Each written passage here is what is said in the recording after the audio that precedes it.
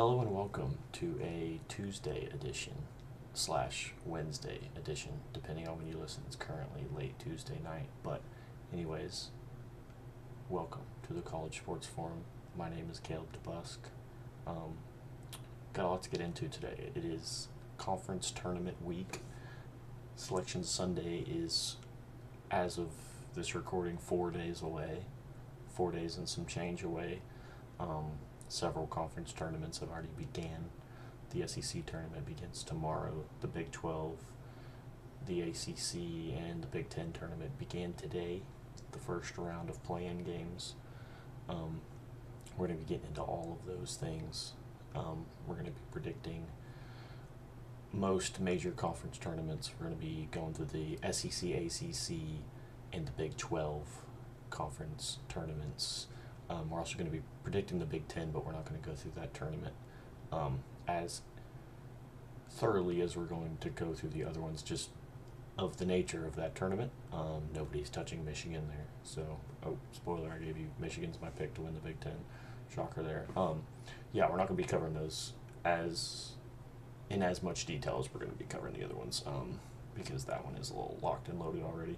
Yeah, there's some few teams that are really good that are going to be high seeds in the tournament, but no one's touching Michigan right now. So, yeah, we're going to do that. We're also going to be talking about some bracketology as well, some seedings, just NCAA tournament information in general. We're not going to be talking about matchups and games as much, just because teams haven't been picked yet, seeds haven't been selected yet, the bracket's not finalized. Although, we do have several teams that have already punched a ticket. Long Island's already won their conference tournament. Tennessee State's already won theirs. So there's one other one too, but I can't seem to remember that one at this moment. But anyways, and then lastly, near the end, we're going to talk about Cinderella Runs. Are Cinderella Runs Dead? Maybe. I think so. We're going to get into that later. But yeah, before we get into that, I just wanted to remind you guys, we're also over on TikTok. We're on X as well, /Twitter, if you still want to call it Twitter. Got a lot of stuff going up there, especially over the next couple weeks with the NCAA tournament, conference tournaments. There's a lot to talk about, a lot to post. Conference play in baseball is about to get ramped up here soon too, so we're going to be talking about a lot of that. So yeah, just make sure you're following everywhere so you don't miss anything. But let's get into our first topic. Let's start off with the SEC tournament. I'll flash you up a bracket on screen so you guys can see a full layout of the tournament. But yeah, let's just run through the first round game by game super quick here. I don't want to spend too long of a time talking about each of these games individually, because we do have a lot to get into today. I got about five pages of stuff to talk about here, so I don't want this video to be 2 hours long. I want y'all to actually be able to finish the video. So let's stop yapping. Let's get going. First game of the day tomorrow, Wednesday, it's going to be LSU versus Kentucky. That's not a shocker who I'm going with there. I'm taking Kentucky in this game.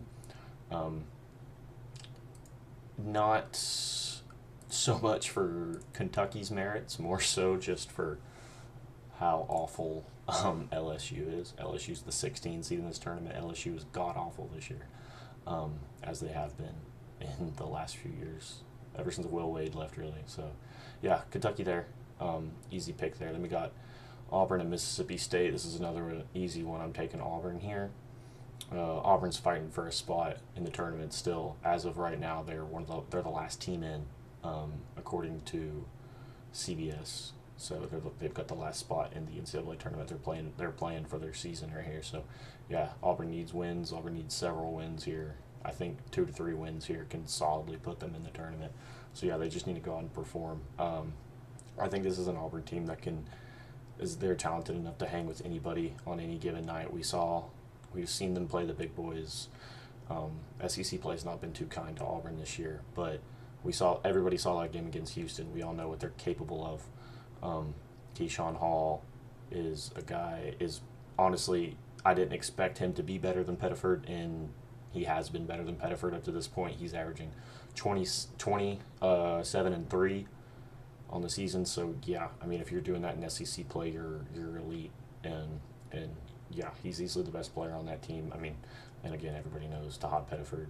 He's 15-3-4 on the year average. So yeah, just a good Auburn team that's had some struggles that I think has a chance to make a run in this SEC tournament and needs to make a run in this SEC tournament. I think if they go out and they lose to Mississippi State in the first round, they're not in. I don't think they can just go out there and just wait until Selection Sunday. I think they need to go out there and get at least 1 to 2 wins to be firmly in this thing. So yeah, and then after that you got Texas Ole Miss. Not much to talk about here. 2 struggling SEC teams. I'm taking Ole Miss, and I'm not super confident either way. I guess by picking Ole Miss, I'm saying I'm more confident in Ole Miss, obviously. But yeah, I mean, I guess you have the storyline with Chris Beard here, but I don't expect much out of this game. So yeah, I'm taking Ole Miss here, and I can see this going either way. I'm not super attached to either one of these picks either way. Then we got Oklahoma, South Carolina. Taking Oklahoma in this because South Carolina sucks so bad. South Carolina is so terrible. Tennessee went in there a couple weeks, or last week, I believe, and just absolutely dismantled them. Wasn't even close. So, yeah, I'm taking Oklahoma here. Oklahoma's a team that needs to win a few games as well, so they're also fighting for some tournament grace from the bracket gods. They need a couple wins here to kind of solidify themselves in that 68 team field. So that's the first round. Then we get on to the second round. This is where it gets tricky because you're having teams that are coming off a game on Wednesday that are playing a team on Thursday that's been sitting around all week. This Missouri team hasn't played a game since Saturday, so they're on several days of rest. Sometimes that's a good thing. Sometimes that's not a good thing. For a team like Missouri, I don't really think it matters, especially when you're playing a team like Kentucky. I'm taking Kentucky in this one again. Not a super difficult choice for me. If you guys watch my previous videos, you guys know I was super high on this Kentucky team to start the year, and they've not exactly lived up to the expectations I had for them. But it is what it is. But like I normally do, I'm gonna ride with my picks regardless of how they perform. I'm gonna ride with I'm not gonna switch up. So yeah, I'm gonna take Kentucky to beat Missouri here. This next game is really interesting. Auburn and Tennessee. This is a personal game for me as a Tennessee fan myself. But I am taking Auburn in this game. I'm not super confident, especially if Nate Ament doesn't play. This Tennessee team without Nate Ament cannot score points at all, especially if you shut down anything in the paint. Tennessee went to South Carolina, had 42 combined points from their 2 bigs, and Okpara and J.P. Estrella. And then they went and played Vanderbilt at home, played a much bigger, more physical team, and got shut down majorly. Points were very difficult to come by on Saturday for Tennessee. So without Nate Ament, I'm taking Auburn to take down Tennessee in this, and really our first upset outside of, outside of our Ole Miss over Texas pick. This is our first upset pick of March, so that's exciting. This Tennessee team historically does not play good in this tournament. Played in the championship game last year of this tournament, got handled by Florida. The year before that, they got beat in the first round. So yeah, just not super confident for Tennessee in these SEC tournament game spots. But yeah, next game's Ole Miss and Georgia. I'm taking Georgia here just because I do really like this Georgia team. I really like Blue Cane. Just a solid Georgia team all around. Nothing to write home about, but again, just a solid team all around. Then you got Texas A&M and Oklahoma after that. I'm taking A&M here just because, again, these tournaments, especially last year, these tournaments were chalky. I expect that theme to continue of chalk in these tournaments for several years to come. We'll get into that a lot later about Cinderellas and stuff like that, but I think these tournaments are going to be chalky going forward for a really long time. So yeah, I'm taking A&M there. I think A&M's just the better team. I mean, there's really not much more to talk about there. So let's move on from the second round. Let's get into the third round. Third round, we got as far up to this point in the bracket, we got Kentucky and Florida playing each other. I'm picking Florida again. Kentucky had a good run in this tournament up to this point. I just don't think they have enough for Florida. I don't think many teams do have enough for Florida right now. Florida's started off a little slow. They're getting hot. They're getting hot at the right time. They're currently projected a 1 seed in the NCAA tournament right now. I think they need to win this SEC tournament to maintain that. If not win it, at least they have to at least play in the championship game to maintain that. If they lose in the first game they play in Nashville, I don't think they're going to hold on to that 1 seed spot, especially if you have other teams that go out and perform well in their conference tournaments. I think Florida needs this win. Florida's going to get this win over a struggling Kentucky team. And you got Auburn and Vanderbilt. Again, I think Auburn's got their wounded animal mode. Their backs against the wall. They need wins. I think they can take down this Vanderbilt team. These SEC tournament games are weird. You never know if a team's going to come in. You never know a team's philosophy with these SEC or just conference tournament games in general. A lot of times teams will come in here and they'll not put much. Like, obviously they're not going to go out there and try and lose, but they're more so looking forward to the turn. They're looking ahead to the tournament. These are very much look-ahead spots. As much as we talk about look-ahead spots in college football, look-ahead spots for these conference tournament games are very, very real, and they do exist at an alarming rate. I know, I believe it was 2 years ago in the SEC, all 4 of the teams with the double byes lost in the first round. I believe it was either all 4 or 3 of the 4 2 years ago. So yeah, these look-ahead spots for these teams are not uncommon, and I think Vanderbilt's very susceptible to that, given the nature of their team. They've not been at the top very long. I don't remember the last time they had a double bye in the SEC tournament, but it's a good Vanderbilt team, inexperienced Vanderbilt team. Again, though, they've not been in a lot of these spots, so I expect Auburn to be able to go in there and take them down. Let's go. Okay, Alabama, Georgia. This is big. This is a big matchup if we're talking about football. This is a matchup we're used to seeing frequently in football, but not so much in basketball. So it's fun to get it here in the SEC tournament. I think Bama rolls, though. I don't think Georgia has enough for Bama. These Nate Oates Bama teams are just absolutely built to just go on very long, sustained tournament runs. So I don't think Bama has much trouble with Georgia here. I think they score 115 and they win the game. And you got Arkansas A&M, again, rivalry game in football. Again, common theme we're seeing here. But I think Arkansas rolls in this game. I don't think A&M has enough for Arkansas right now. They're kind of clicking. Darius Acuff. I just don't think A&M has the answers for that. Let's move on to the semifinals, where we got Auburn and Florida.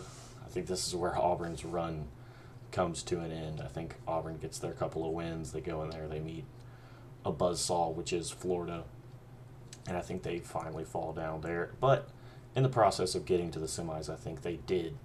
If this bracket plays out the way that I have it, I think they very much have solidified themselves in the NCAA tournament.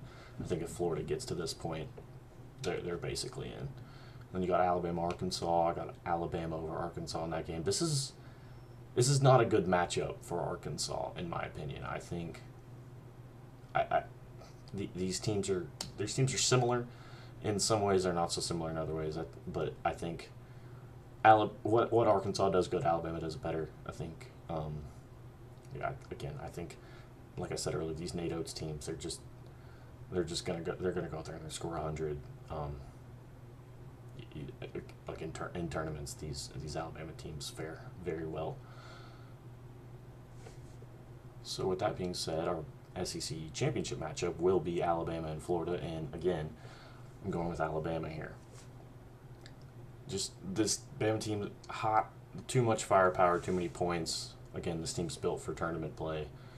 I understand that this is a very chalky bracket, very, very chalky bracket, but like I said earlier, and I'm going to reiterate later in more detail, I think this is going to be a very common theme going forward, is these really chalky tournaments. Even the conference tournaments, not even just the NCAA tournaments. I think all these tournament types will be very chalky, even though it is the SEC. I expect chalk this year, just in general. So let's move on to the ACC. We're going to skip the first round because it happened today. It's already happened. So let's move right on into the second round. Our first matchup is Pitt and NC State. I'm picking NC State in this game. Not much to say there. Then you got SMU and Louisville. I like this Louisville team. I've seen this Louisville team in person. I think this Louisville team can get hot, and they've struggled against the big boys. They've taken some losses by some pretty considerable margins, but I think against teams like SMU and lower level competition, I think they can roll. So yeah, I think Louisville goes in and takes care of business here. Then you got Florida State and Cal. I'm taking Cal in that. Again, there's not much thought into that.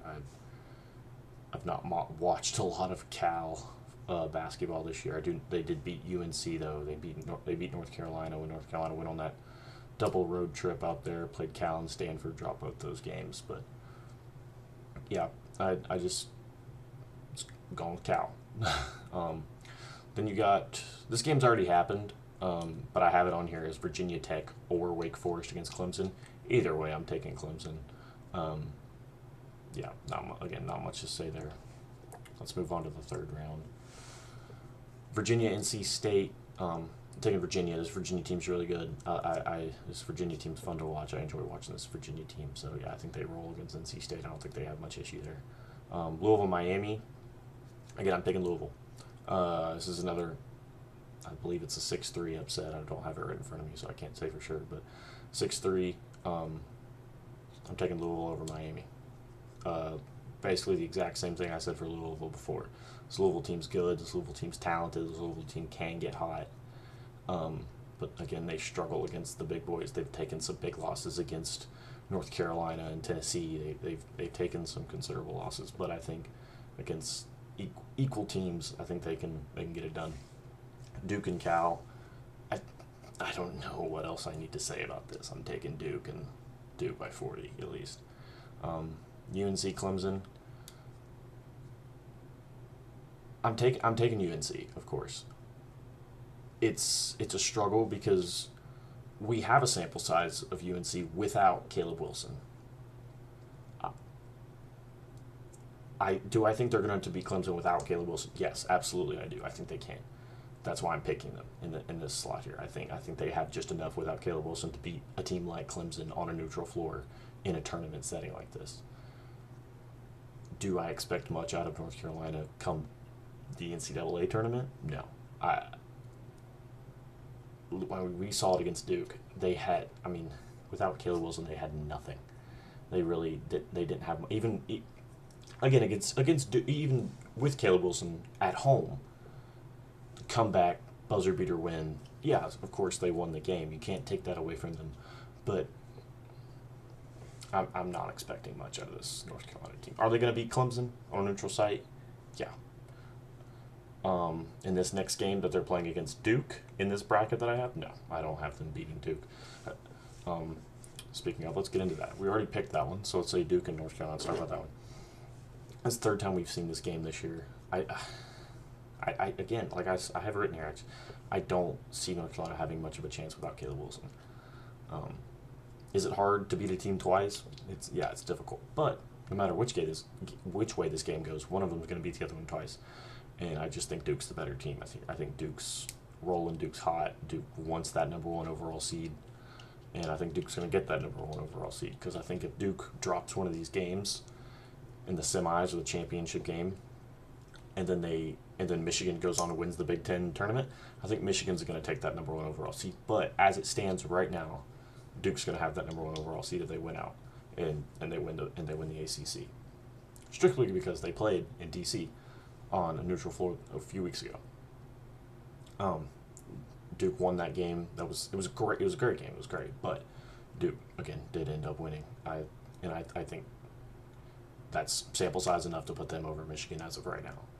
If it plays out the way that it's supposed to, Duke wins, Michigan wins, Duke's going to have it. But if Duke drops one of these games, they won't. Like in this next game that I have Duke playing Louisville in the title game. If Duke loses to Louisville in the title and Louisville wins the ACC, Duke's not going to have the number one overall seed. It's going to be Michigan. And Duke needs that number one overall seed.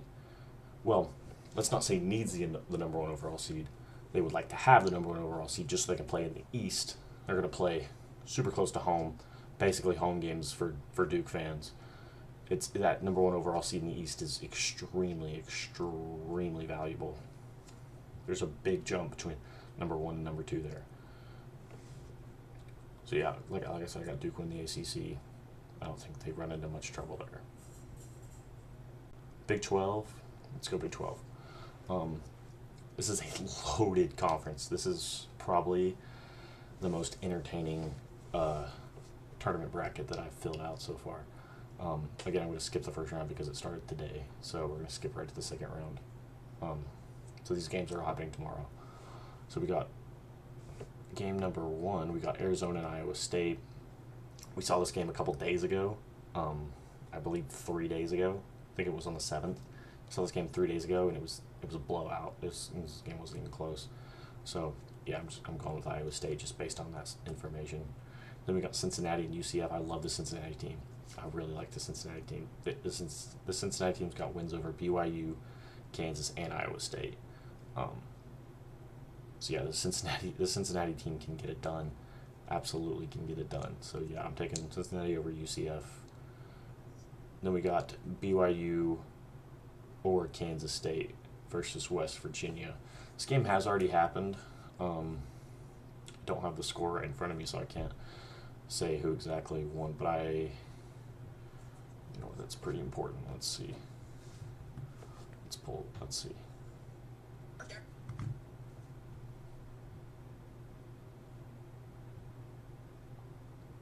Given the fact that I do have BYU. Yeah, BYU beat Kansas State. So yeah, pick stays. We're going to go BYU over West Virginia. I think BYU, even without Richie Saunders, has enough to beat West Virginia. I think they've slipped tremendously since losing him. But I think they have enough here to come out with a win over West Virginia.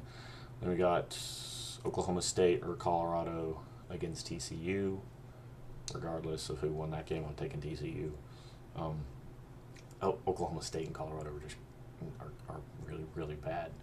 So yeah, not much to talk about there. Let's go third round.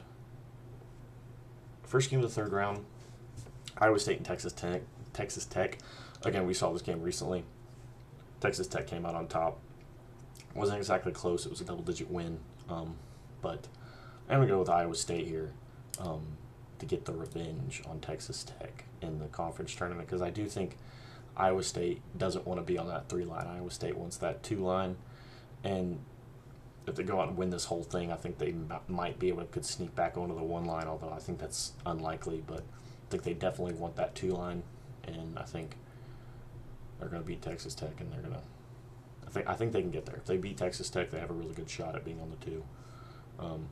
But yeah, then we got Cincinnati and Arizona. Again, I love the Cincinnati team, but they don't have anything for Arizona, especially on a neutral floor like this. I don't see it happening. I think Arizona is much better than the teams they've beat. Again, their best wins are BYU, Kansas, and Iowa State. I think Arizona's better than all those teams. Except I do have Iowa State beating Arizona in the semifinals. So I might backtrack on that and take that back. But yeah, I just think Arizona just is too much. They overpower Cincinnati and get that win pretty handily. BYU and Houston. Again, BYU without Richie Saunders, it's enough to beat West Virginia. It's not enough to take down Houston, so I'm going with Houston in that. Then we got TCU and Kansas. I'm taking Kansas regardless of anything. I don't see that happening, so I'm going to go with Kansas in that one. That takes us to semifinals. Semifinals is Iowa State, Arizona, and Houston, Kansas. This is a loaded semifinal for a conference tournament. This is an insane amount of talent concentrated in. This is like a Final Four. This could be your Final Four. This has the firepower of a Final Four, but it is a Final Four. But if it's a conference tournament Final Four, it's not a NCAA tournament Final Four. But anyways, I'm taking Iowa State over Arizona. Iowa State stays hot. They're eyeing down the 2. They want that 2 so bad, and I think if they can go in here and they can beat Arizona and then get it to the conference championship game, I think they might be able to sneak onto that 2 line. If they were, I don't have them winning, but I think if they win the Big 12 tournament, they definitely can sneak onto that 1 line. I think your Big 12 tournament title holder definitely has an argument to be a 1 seed, especially with how strong that conference has been this year. Then we got Houston and Kansas. I think Houston has enough to get over Kansas here. Houston got embarrassed last time these 2 teams played, and Houston hasn't forgotten about that. So I think Houston gets their revenge in this game. Then that puts us with Houston and Iowa State as our Big 12 championship matchup, and I do think Houston comes out on top. I think this Houston team's hot. This Houston team's got a lot riding on this season. They're looking at bigger and better things going into the NCAA tournament. So I think Houston gets it done, beats Iowa State, and wins the Big 12 title. Yeah, so that kind of wraps up our this first segment. Or here, let's talk on the Big 10 just for a second. Michigan. That's it. Yeah, that kind of wraps up our first segment here with conference tournament brackets.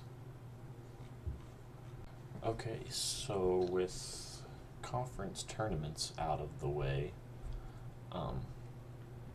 let's get into a little bracketology. Like I said before, we're going to talk about these teams, talk about their seeds. We're not going to talk about games and matchups, basically, really at all. Just really because, again, we don't know what they are yet. So until we get actual bracket, we're only going to talk about seedings and potential seedings. We're close. We're not that close yet. We're a few days away from Selection Sunday, so let's just go through these top 4 seeds really quick. So your 1 seeds as of now are Duke, Michigan, Arizona, and Florida. The Arizona and Florida is weird. You'd look at it and think that they have Florida ahead of Arizona, because Florida is the 1 in the South, and then Arizona is your 1 seed in the West. I don't believe that's the case. I think they have Arizona ahead of Florida at the moment. I think seeding-wise, just like your 1 through 4s of your 1s, I think Arizona's ahead of Florida.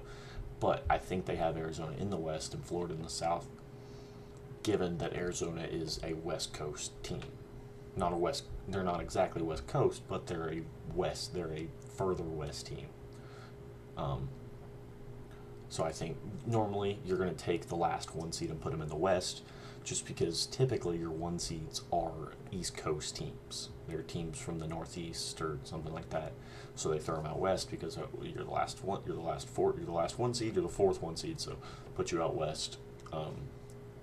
Give a team like Duke the East because they're the number 1 overall seed. But I think they're giving Arizona the West region simply for regional advantages. I think Arizona playing games in the West is a lot more beneficial than them playing in the South. So I think they have them ahead of Florida, but they put them in the West. And again, with Florida in the South, it just regionally it makes sense. Although it doesn't line up with typical trends of where these teams are ranked. So yeah, and then we got our 2s are Michigan State, UConn, Houston, and Illinois. I think Michigan State can jump onto the 1 line with a successful run in the Big Ten tournament. I think they can jump up there. They can vault Florida if Florida drops a game in the first 2 games that they play. If they drop their first or second game, and then Michigan goes on and wins it, I think Michigan State has a good chance to go up there and vault Florida and be on that 1 line and get the Big Ten 2 teams on the 1 line. UConn, I think UConn is where they're at. I didn't talk about the Big East tournament at all, just because St. John's is the 1 seed, in the Big East tournament. I don't think St. John's is near as good as UConn. I think it's just the way that conference play shaked out and the way that tiebreakers there work. Yeah, I think UConn's firmly where they're at. I don't think a win in the Big East tournament is going to push them into a 1 seed unless you have some kind of catastrophe up top where Arizona or Florida loses in the first round of their conference tournaments. Houston, again, I think Houston can play into that one line if they win the Big 12 tournament, which I have them doing. We're not going to do any kind of projected seeds or anything like that. I don't want to speculate things like that because it typically doesn't go very well. I mean, outside of these top four, this is the reason I'm only talking about the top 4 seeds, because outside of that, just really nobody has really any idea where these teams are going to fall. But yeah, that's your 2 seeds. 3 seeds are Nebraska, Iowa State, Purdue, and Alabama. Like I said with Iowa State earlier, I think Iowa State can play their way into that 2 line. I don't think they can play their way into that 1 line, again, unless they win the Big 12 tournament and a lot of other teams lose. I think Iowa State's firmly where they're at. Nebraska, too. Nebraska can jump up to the 2 line, of course, given the fact that they are that first 3 seed. A good showing in the Big Ten tournament could vault them up into that 2 seed line. Purdue, I don't think so with Purdue. This Purdue team is weird. People are really high on this Purdue team. People were really high on this Purdue team to start the season. They were the preseason number 1 team. And I think a lot of people just aren't willing to let that go. I don't think Purdue is a 3 seed talent, has the talent of a 3 seed. I think they should be a 4. I don't like Purdue. I'm letting personal bias play a role there. But also, I think a lot of these sports writers don't want to let go of their preseason expectations of Purdue, and I think that's the reason that they're getting a little bit more grace than some of these other teams. Then Alabama's your last team on the 3 line. Alabama has very much played their way into that, and I think a win in the SEC tournament will put them up into that 2 seed line, which is what I have them doing. So, again, not projecting, not speculating, but I do expect, if that plays out, I do expect Alabama to be on the 2 line. 4 seeds are our last 4 teams. Texas Tech, Vanderbilt, Virginia, and Gonzaga. Teams like all 3 of these teams, are 3 out of the 4 teams, are firmly here. I think Texas Tech has tremendously fallen. They've slipped a lot. Texas Tech was in the 1 to 2 seed conversation not too long ago, and now they're down on the 4 line. Again, I think there's a little wiggle room up for them if Alabama goes and loses in the first round, and then they ended up winning a few games in the Big 12 tournament. I think they'll definitely vault Alabama there. Yeah, Texas Tech's the only team here that I can really see moving up very far into the 3 line. These other teams, I think they're firmly at 4. I think a lot of these teams could fall out. Tennessee had a chance to jump up to this 4 line. They would have beaten Vanderbilt and had a good showing in the SEC tournament, but with that loss to Vanderbilt at home, I think a 4 seed is out of the question for Tennessee at this point in the season. Now the question is, can Tennessee get it done and get to a 5 seed? I don't know. We'll see, because the difference between a 5 and a 6 seed is large. The difference between a 4 and a 5, it's not any different at all. When you're looking at who you're going to play once you win and get past the first round. I think being a 6 seed, some people would argue it's better than being a 5. I don't think it's better than being a 5.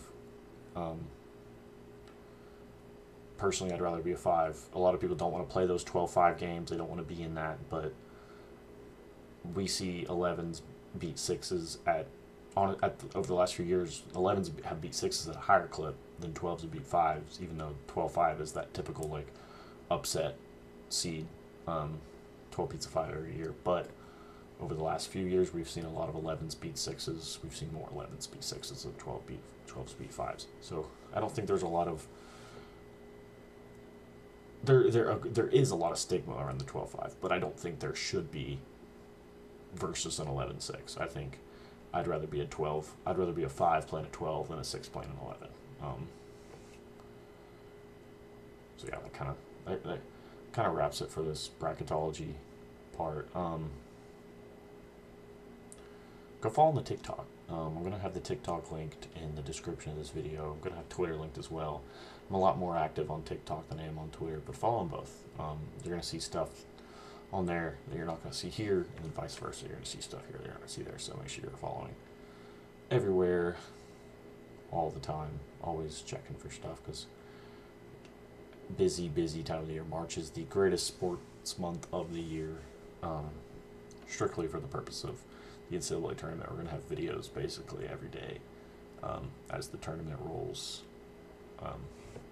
Yeah, we're definitely going to have a big video on Sunday, so keep an eye out, keep those notifications on for Sunday night. We're going to have a big video coming out Sunday, and it might be Monday morning, but most likely going to try to get that out on Sunday night. Are Cinderella Runs Dead? Are the old Cinderella runs of the past, are they gone? I say this solely due to the transfer portal and larger schools having the financial ability to pay these high-level players. The transfer portal is allowing these high-level players that would have been on these low-seeded teams,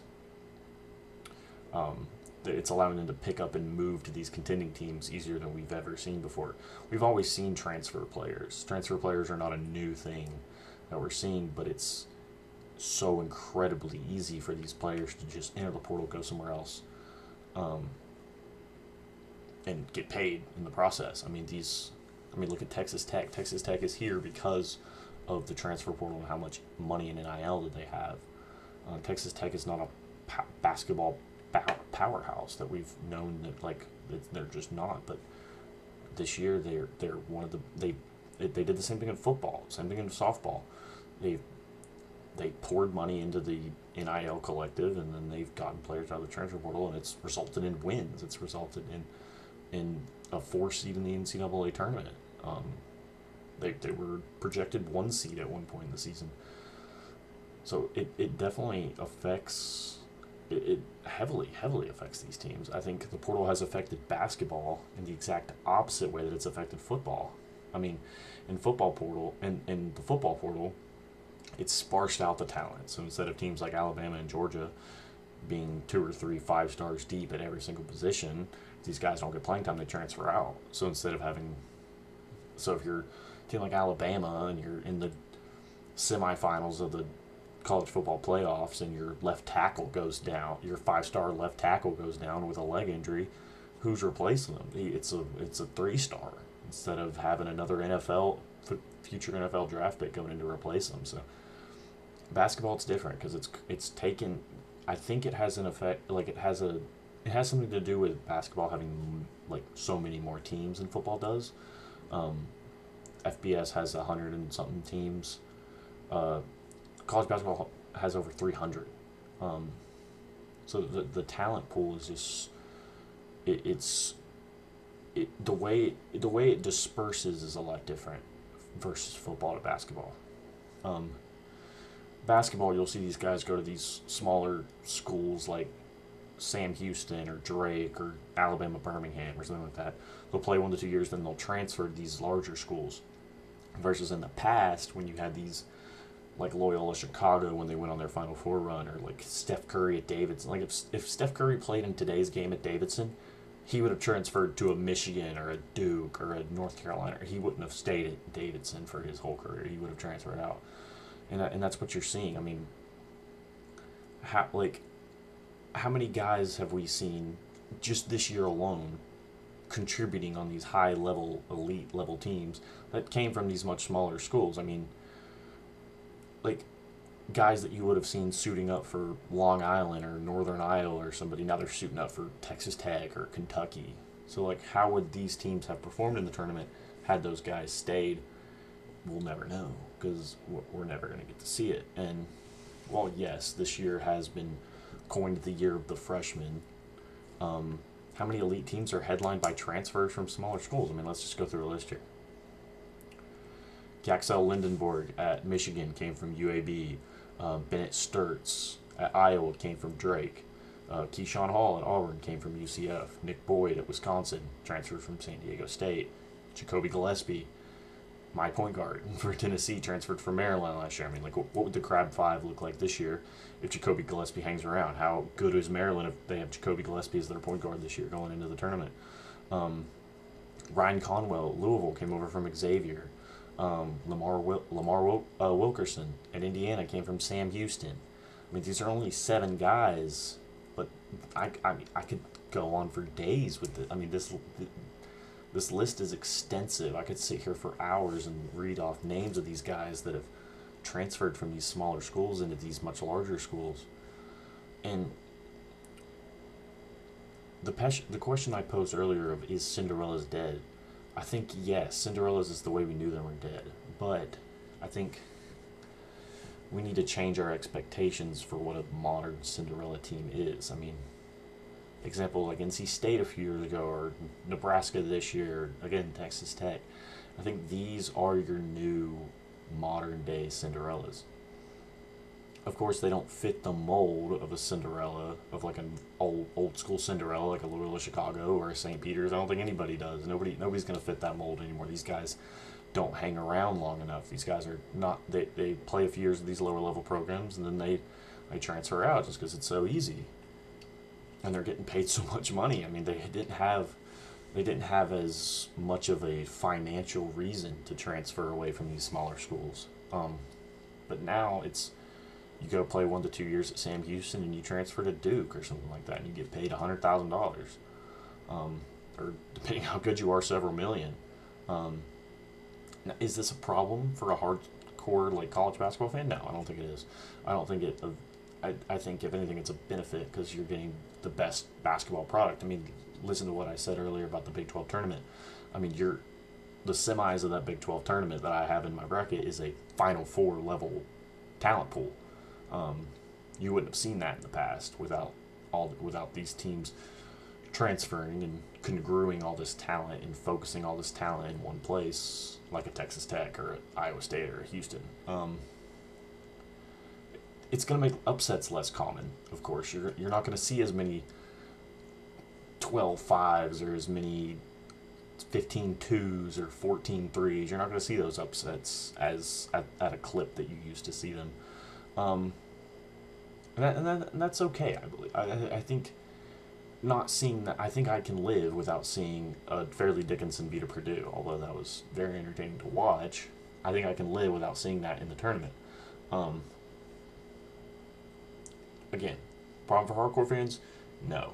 Is it a problem for the NCAA tournament? Probably, because what are people watching the NCAA tournament for? They're watching it for upsets. They want to see 12-5s, 11-6s, 10-7s. They want to see that. I mean, who doesn't? I mean, it's entertaining to watch, and that's what makes the tournament so special. But to go back to the original question, yes, I believe Cinderellas are dead. It's been a theme. A lot of people have talked about it. I'm not the first person to ask the question, are Cinderellas dead? I'm also not the first person to believe that Cinderellas are dead. But at the end of the day, I think Cinderellas as we knew them will no longer exist. Are they going to be completely gone? Maybe. I don't think so. I think you're still going to get your occasional 15 over a 2 or a 14 over a 3. I think you're still going to see that occasionally. It's nowhere near the clip you saw before. So yeah, that kind of wraps up the video for this Tuesday night. Knocking on the door of Wednesday morning. It'll be Wednesday morning by the time this video gets posted. So yeah, like I said at the beginning, go follow on the TikTok, go follow on the Twitter, subscribe to the channel if you haven't, like the video if you enjoyed watching. It's free, it doesn't sign you up or cost anything at all. It doesn't bombard you with emails. It simply just lets YouTube know that you enjoy the content that you're watching and you want to see more of it. So yeah, again, appreciate all you for watching, and see you next time.